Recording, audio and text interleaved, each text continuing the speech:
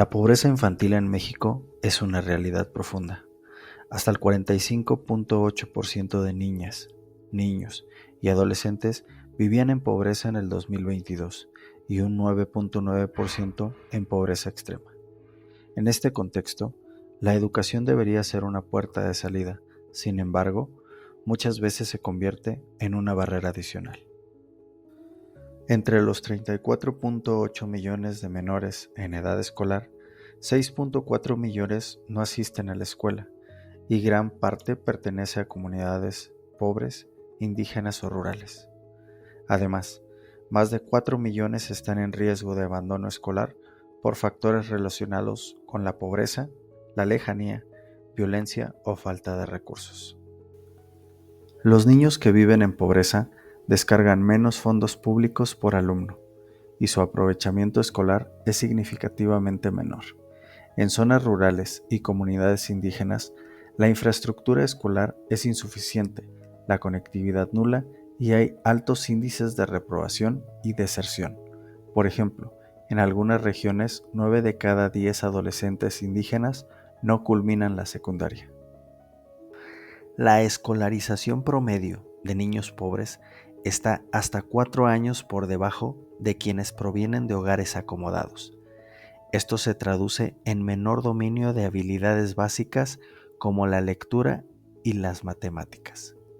Aquellos que finalmente acceden a niveles superiores lo hacen con mayores obstáculos, como la falta de preparación, recursos económicos y redes de apoyo. En contraste, estudiantes de estratos altos asisten a escuelas mejores equipadas, tienen acceso a clases extras, tecnología, tutoría y mejores posibilidades de ingresar a universidades y empleos formales. Algunas intervenciones ofrecen luces de esperanza. UNICEF destaca que la pobreza impide que los niños desarrollen su potencial y programas como diagnósticos participativos en comunidades buscan adaptar la educación digital a contextos de marginación.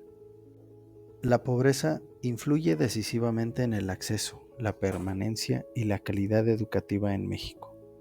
Los niños en condiciones de vulnerabilidad enfrentan escuelas mal equipadas, carencia tecnológica, trabajo infantil y una desarticulación del sistema educativo que limita su progreso.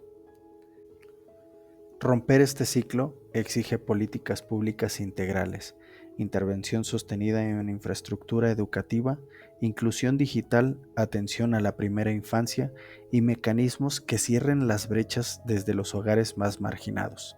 Solo así, la educación dejará de ser un espejo desigual, se convertirá en una verdadera palanca de movilidad social. Y bueno, conforme a este tema, estamos con la maestra Adriana Waxing. Ella actualmente tiene 5 años de experiencia trabajando con la primera infancia. Actualmente trabaja en la comunidad rural de San Francisco Tecuac, en el estado de Tlaxcala. Muy buenos días, maestra. ¿Cómo está? Bien, gracias. ¿Cómo es un día típico en la labor como docente en esta comunidad? Bueno, pues primeramente inicia con la llegada a ese lugar. Yo no vivo cerca de ahí, vivo más o menos unas 2 horas lejos del lugar, entonces el transporte. Tengo que transbordar varias rutas hasta poder llegar puntual a ese lugar y después preparar mis materiales antes para que lleguen mis pequeños. Okay. ¿Con qué recursos trabaja? ¿Hay suficiente material para los niños en esta comunidad? Lamentablemente no nos llega mucho recurso por la lejanía, quiero creer, entonces pues tenemos que irnos adaptando de acuerdo a los temas, ¿no? Es una comunidad que se dedica sobre todo a la agricultura, entonces tratamos de adaptar ciertos temas que estamos llevando con su contexto, o sea, si tenemos que ver matemáticas, pues bueno, tratar de solicitar ayuda a las mamis que puedan llevar, no sé, jugamos al mercado, cosas de estas, para de ahí poner el material. Perfecto. ¿Cómo afecta la infraestructura dentro de esta comunidad en la docencia?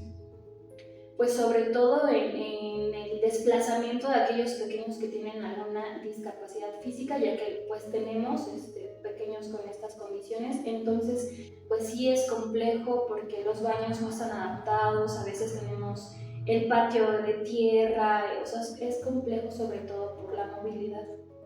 Okay. ¿Cuáles son los principales retos que enfrenta en la labor docente?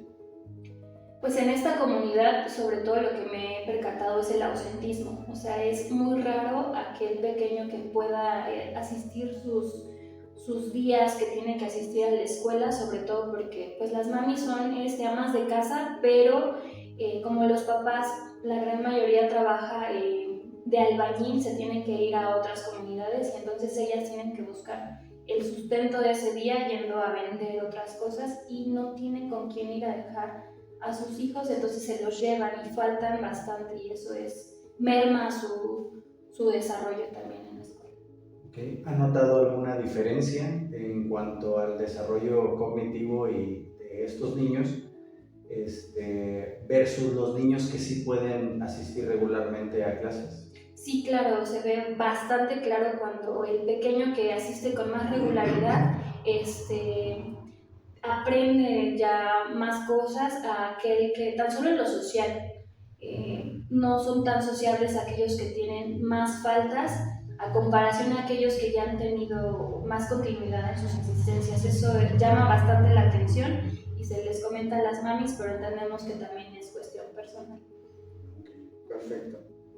¿Qué sueño tiene como maestra para esta comunidad y para los niños que actualmente pues educa?